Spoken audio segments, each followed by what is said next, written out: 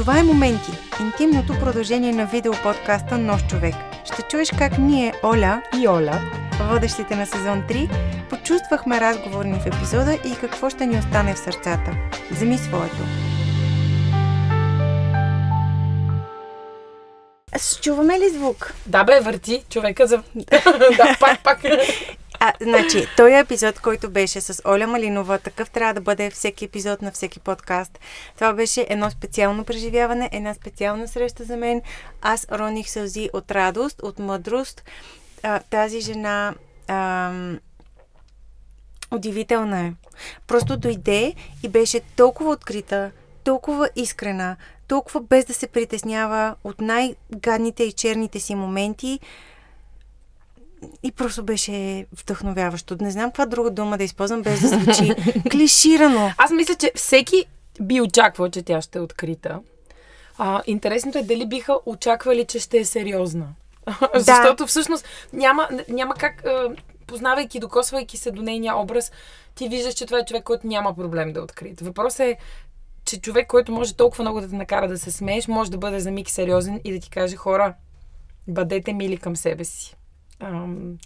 Да каже неща, които ще чуете в епизода и които наистина замислят, неща, които там някъде между редовете на смеха всъщност стоят, крият се и са важни да си ги спомняме и да ги обръщаме обратно към себе си, към грижата за себе си. Ние сме свикнали да я видим саркастична, свикнали сме да я видим пряма, свикнали сме да видим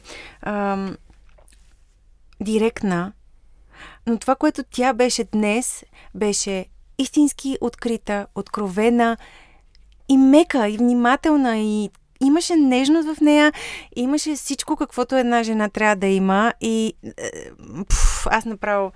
Но... Аз съм още с много червени бузи от смях. Да. Много се смяхме. Много се смяхме. И от ябълковото вино те. Всъщност, нека да не... Мисля, че... Значи, това беше втория път, когато пихме вино. И... Това трябва да си го запазим като традиция. Да.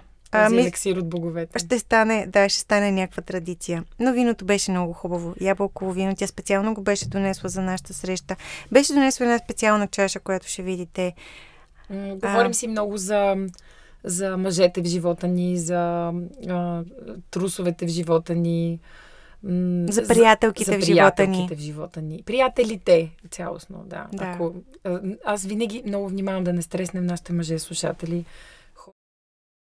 И още как. Даже сега ще се обърна специално към мъжете.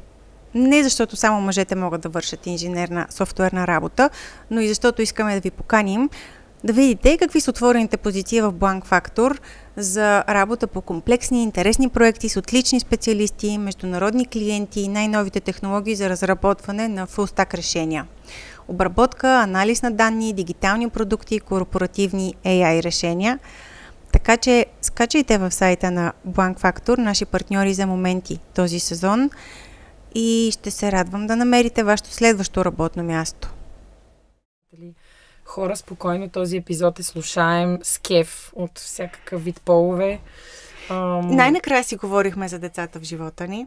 Защото обикновено винаги на първо място някакси идва майчинството. Сега успяхме да го вмъкнем в последните секунди, минути. Почти заправихме да говорим за това. Аз нямам чувство, че имаме майчинството на първо място. Така да винаги го споменаваме и му отделяме много време, а пък сега то някакси влезе почти в последния момент. Почти бяхме забрали да говорим за това, че сме майки. Нещо страхотно ви очаква в този епизод. Хора, ще ви преобърне начина, по който браузвате в интернет. Надявам се всъщност в монтажа Оли да не го цензурира. Но... Мисля, че това беше първото искрено споделяне на първия въпрос от SiteGround, свързан с любимите ни сайтове. Искрено и полезно споделяне, нека така беше. Кажем. Аз бих казала, че за мен има два момента, които искам тук да разкрием, а не в епизода. Единият ми момент е, когато Оля описа себе си като нов човек и каза, че новия човек... Тя така го каза, аз така си го записах, както бих искала да го пожелая на нашите слушатели. Да се обичаш, да си прощаваш, да си мил със себе си.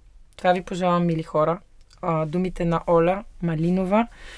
Сладичко да ви сгреят като едно малиново винце и да останат във вас и да оттекват. Бъдете мили със себе си, прощавайте си и се обичайте.